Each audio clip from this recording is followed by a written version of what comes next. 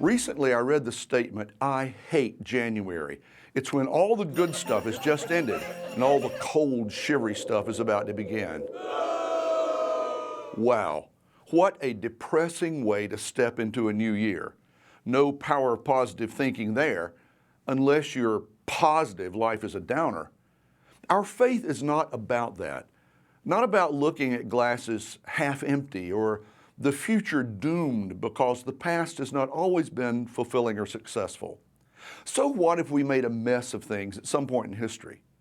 Experience can be a harsh classroom, but it invariably teaches lessons that are learned in no other way.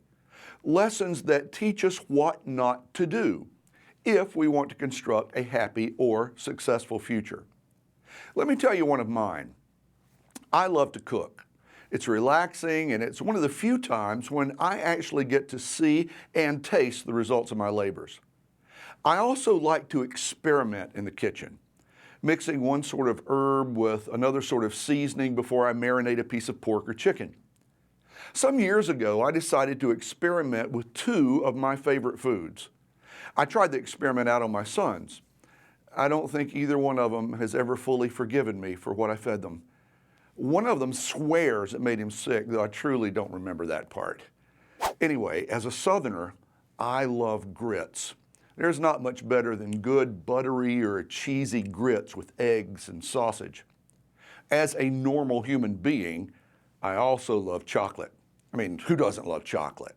So it seemed reasonable to me that blending chocolate into grits could produce an intriguing new taste, a kind of breakfast dessert. As I said, neither of my sons has fully forgiven me for testing that recipe on them. But it taught me a good lesson. Breakfast is breakfast, and dessert is dessert. And maybe everyone will be happier if I abide by that.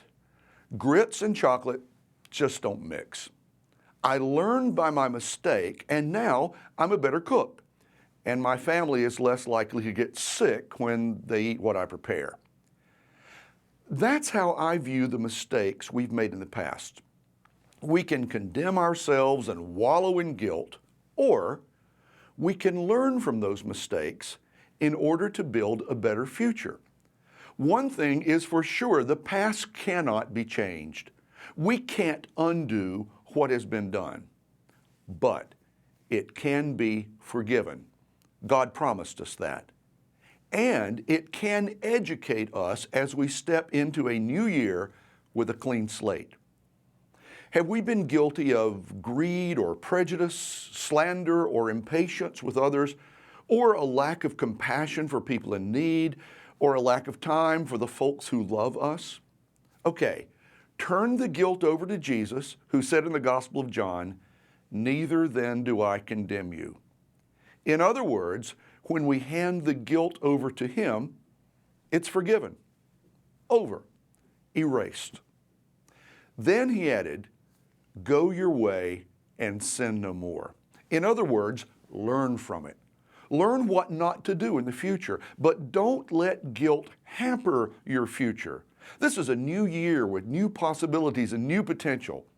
That's why I disagree with the words of that man who said he hates January. I love it because it's a new opportunity to get things right, even if I haven't always gotten them right in the past. "Neither then do I condemn you," said Jesus. Go your way and make the most of these fresh starts and second chances. Go your way into a brand new year, and lo, I will be with you always. Think about these two questions. Can you think of a biblical story about someone who made a drastic mistake or broke covenant with God, but then proceeded in a redemptive way?